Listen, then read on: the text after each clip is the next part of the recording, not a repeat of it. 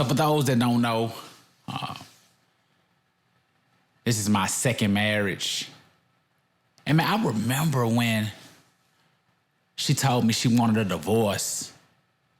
Man, like, I really thought she was just playing, but not literally playing, but man, you just upset. You mad, you emotional. Man, but when I realized she was serious, man, when she went and got them papers, man, I was in disbelief. Like it literally was my worst nightmare. My worst nightmare. Like, all I could think about was my daughter.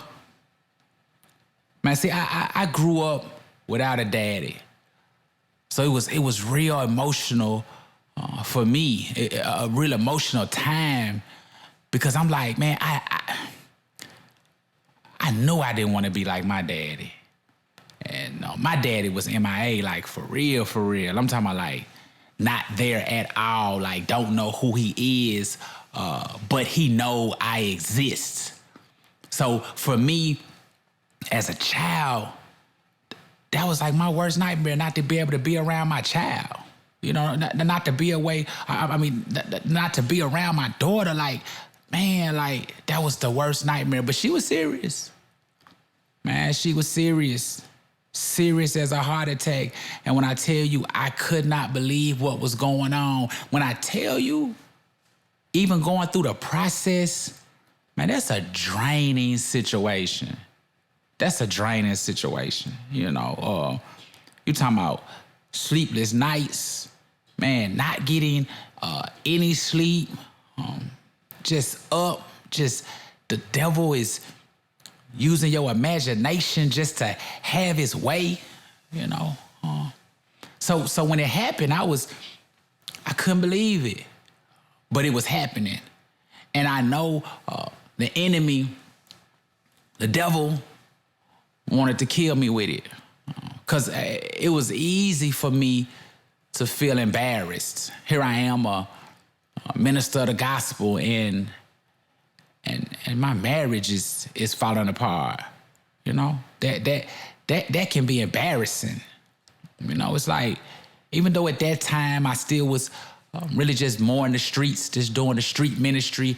It wasn't so much in the church. I really was more at the gas stations, and man, that's a whole nother story there. But, I was more at the gas station, so it wasn't really so much of the church people would have been in my face about it, because, man, that didn't really exist so much in our marriage at the time. We weren't really in community with other married couples, and that was a disadvantage. Not having elders and people around that could help us with our marriage. But man, when she pulled the plug on it, man, I still thought when I got out my home and went to my mother's house and slept on the floor for those months, I just knew God was gonna bring it back together.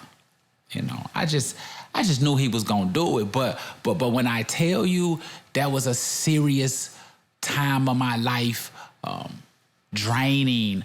I tell people all the time, I say, listen, if you can make the marriage work in spite of what y'all going through, man, let's try to make it work. Especially when you got kids, man. Like let's try. Let's try a little harder. And I understand if it's some, stepping outside the house and man, you beating the brakes off of me and it's like, nah, that's a different story. But some of us got some issues that's not even them type of issues, and we ready to go run to the courts. We ready to go get the paper because we believe the grass is greener on the other side. And one thing I know, man, especially if you the one that's handing them papers, and it's not that type of story where you should be getting a divorce, man, that grass is not gonna be greener on the other side. Man, believe me, man. Man, God is not finna bless that. Like, I know that sounds like what? Like, listen, man, marriage, man, is the closest thing you gonna get to with being Jesus, especially for my Christians. Like, man, you gotta die daily, to the flesh, like Paul say, to keep your marriage alive. Like, that's the closest you're gonna get to being Jesus is being a married person. Like, man, you dying, man, you dying daily, especially for the men. You know what I mean? Now the women, you still supposed to, respect your husband for sure, but you still gotta die to that as well, because it's things that you might want to do differently, things you might want to talk about, things you might want to live out. But man, to get in a place where you want to say, I'm finna get a divorce because of I don't want to call them simple things, but the things that can be waited out. Like, some things can be waited out. Like, come on, it might take 5 years. But man, you just gotta wait it out. You know what I'm saying? Like, you gotta wait. Man, you gotta believe that God ain't just gonna leave him the same way or her the same way. You gotta believe that, man, through your prayer, through you speaking when the Spirit moves to be able to highlight those issues, that eventually something will click and that person will change. But listen to me, divorce, because you choose to go get a divorce and the situation really, really ain't that serious, you better believe the grass ain't gonna be greener on the other side. No. Listen, it's not. It's not. If anything, you'll probably end up with a worse situation. Like a worse situation. You know what I'm saying? Like, when that divorce went forward on my end, I really thought that it was over for me. I couldn't believe that I was getting a divorce. Like, I remember being at church, and this girl who went to school with us asked, she said, man, how are y'all still together? Man, I knew it was, God had did it. By the grace, God had did it. But, I was confident at that moment. Like, yeah, man, you probably gonna see us another 20 years. 20 years later, and we still going strong. So that's why, my head was slick in the clouds. And one thing I will say is that